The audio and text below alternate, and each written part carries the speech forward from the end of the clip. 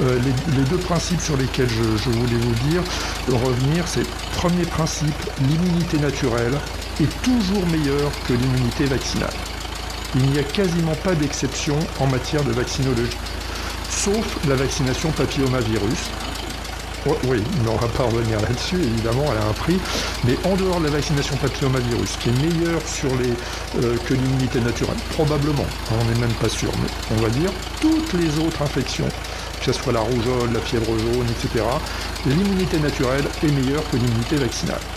Donc, si on applique ça au Covid, ce principe de base des maladies infectieuses, si on applique au Covid, et notamment c'est valable pour les enfants, il vaut mieux être infecté naturellement que être vacciné, parce que l'immunité vaccinale sera éphémère, alors que l'immunité naturelle, elle sera, avec le Covid, éphémère, mais elle sera meilleure que l'immunité vaccinale. Et ça a été montré.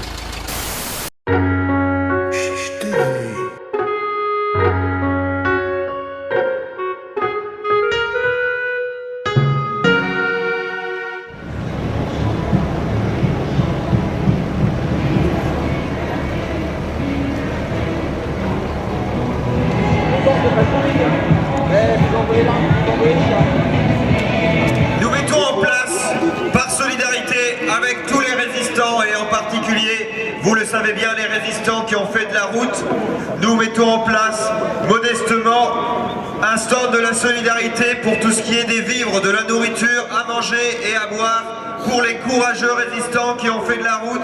Donc si vous avez amené à manger pour ces résistants, vous pouvez les distribuer, les donner aux personnes, aux gentilles personnes qui s'occupent du stand de la solidarité au niveau de la nourriture qui est ici.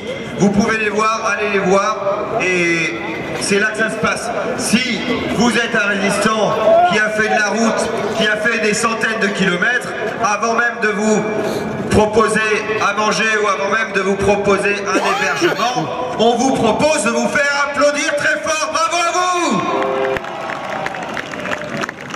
Certains d'entre vous sont déjà là, certains sont arrivés, d'autres vont arriver puisque vous avez remarqué qu'il était très difficile pour des véhicules d'entrer dans Paris aujourd'hui. En tout cas, nous, on est là, on soutient tous les résistants et à tout à l'heure, musique!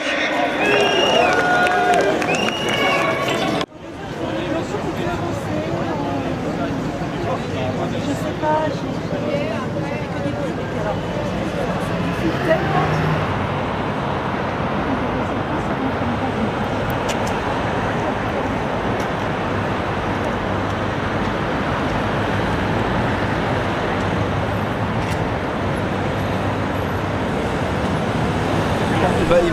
Bonjour, c'est pour Chiche TV, est-ce que vous pouvez vous présenter chichement? Oui, alors je m'appelle David Cohen, donc j'ai constitué le collectif Levons-nous pour la liberté, et aujourd'hui on vient en renfort pour accueillir les personnes qui rejoignent le convoi pour la liberté. Là vous faites partie des premiers arrivés, donc porte de Vincennes, du côté Vincennes. Vous n'êtes pas encore dans Paris parce que c'est interdit pour vous de rentrer par... Alors moi en ce qui me concerne, j'habite le coin, je suis de la région, on est vraiment venu justement pour accueillir les personnes. Après moi je serai là de toute façon pour la manifestation et puis on envisage par la suite de partir pour Bruxelles.